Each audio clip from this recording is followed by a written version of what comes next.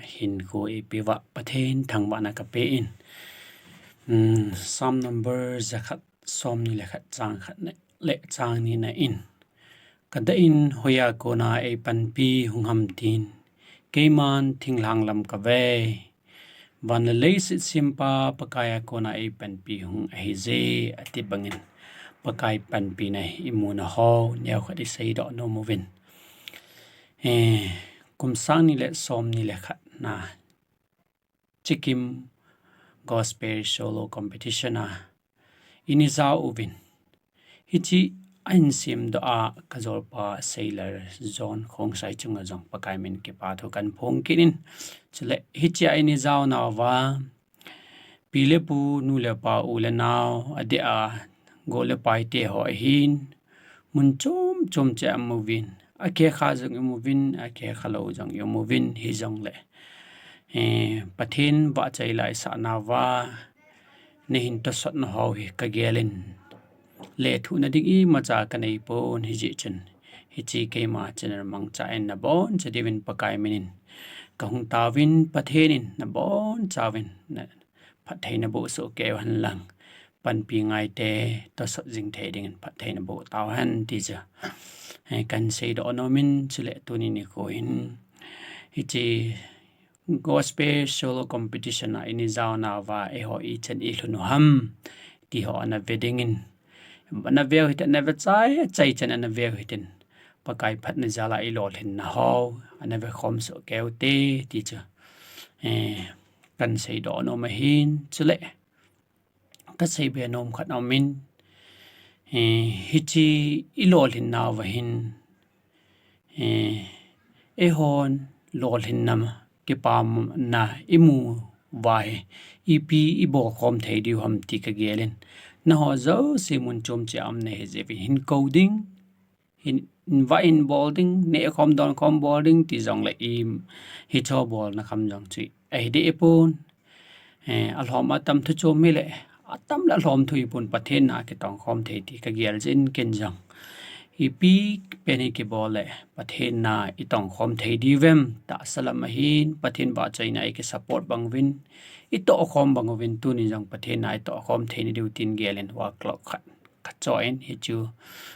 tu a kam na aga pe hobung benglora in ka coin hi chi Pathen na ito khom na hi ti cha in support na in to son ho zo sin jong Pathen